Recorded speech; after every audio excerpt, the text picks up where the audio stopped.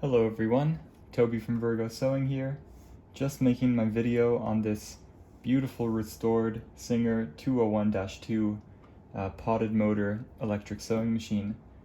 And it's really one of those sought after models that people love to just put through the works because of the direct drive motor that can handle heavier fabrics. And this being the 201 with the rotary hook, it makes for a really smooth sewing experience.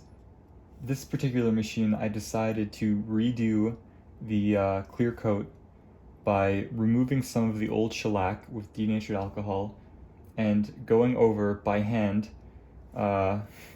bit by bit, and redoing the entire shellac clear coat on the body of the machine. What that does is it protects the remaining decals. It smoothens the surface of the machine so that your fabric slides across, and it rejuvenates the deep black of the japanning. All of the parts have been put into an ultrasonic cleaner and then polished or coated with a bit of oil to prevent rust. It comes in this lovely homemade base that I made with some spruce, and it was stained and then finished with shellac again, de-waxed shellac flakes, and I hand did the finish on this box, and it turned out just lovely.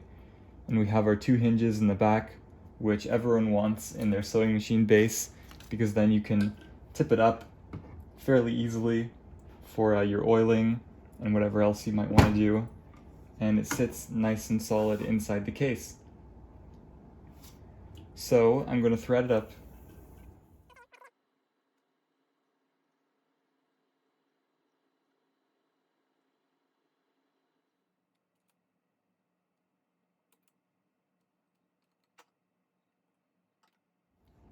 So we're using a size 12 needle, and we're just going to start with 2 layers of cotton muslin.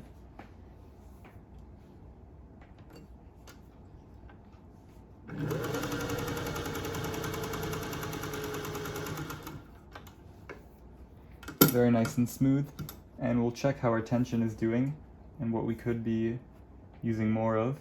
Perhaps a little bit more tension.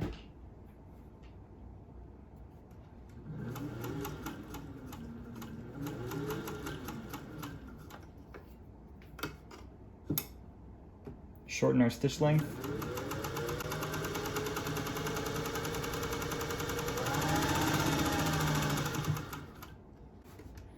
And that is a fairly quiet machine that runs very smoothly. And you can really get slow speeds with this.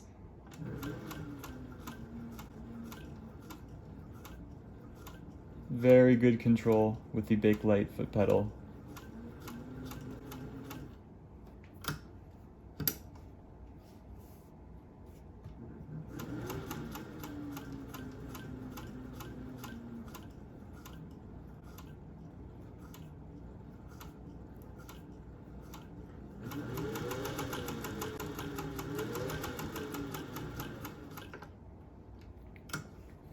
And of course we have our back stitch, so when you want to stitch backwards, all you do is lift the stitch length lever up above the halfway point, and that will give you your reverse. And all the way up is the longest reverse, and as you get closer to the middle, it begins to shorten.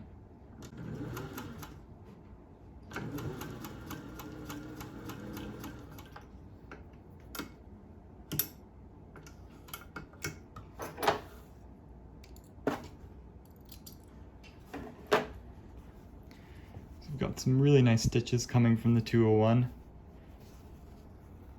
on the top, and here we have on the bottom our gray. Very nice stitches. And next we're going to do some denim. We're going to change our needle and we're going to change our thread. I've got a Schmetz size 18 needle, and I'm inserting it with the flat part of the shank looking that way. Here I've got some denim thread which I'm going to use on my external thread stand.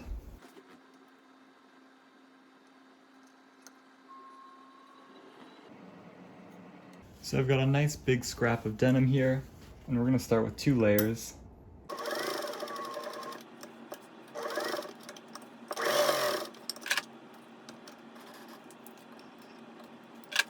All right. And here's how 2 layers of denim looks after sorting out the tension. And now let's go to 4 layers.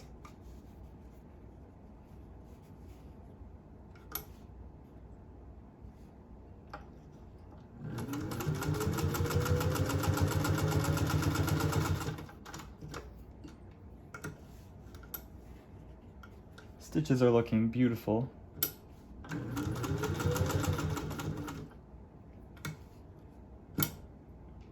And let's see if we can get a nice slow speed going over 4 layers.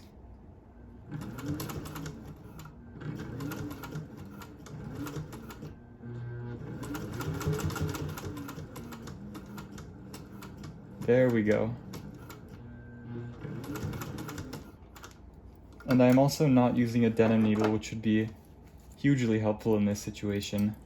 But nonetheless, the universal 18 needle does very well.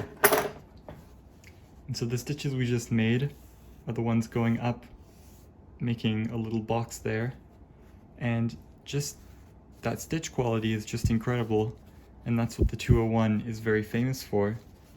And here we have our back stitches, or underside stitches, which are looking, I mean, those are worthy of being on top. So now finally, let's go to 8 layers and see what the 201 has in store for us.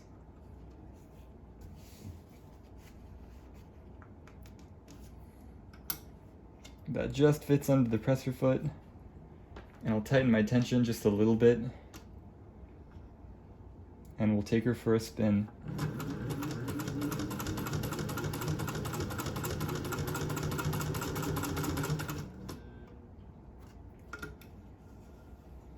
Very impressive.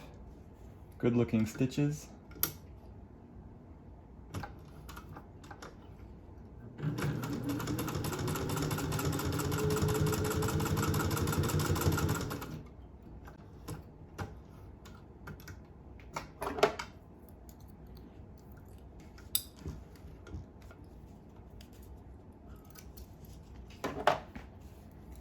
And just look at that beautiful stitch quality over 8 layers of denim with relative ease.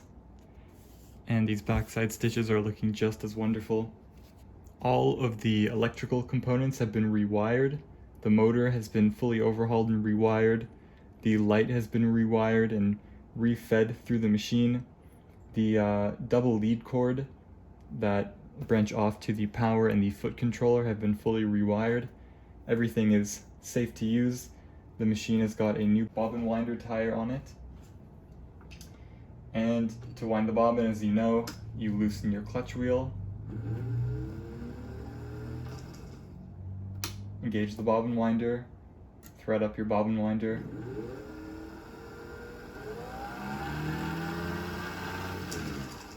and you wind, and it's a nice sound that the motor's giving us.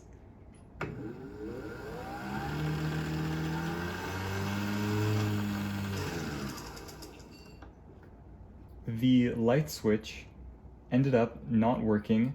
After cleaning everything and wiring everything the way it was supposed to be, the light switch turned out to be faulty, so I just decided to wire the light directly to where it does on other machines without light switches, so the light works and it just stays on. That's all I have on this gorgeous Singer 201-2. Thank you for watching, and this could be the machine for you.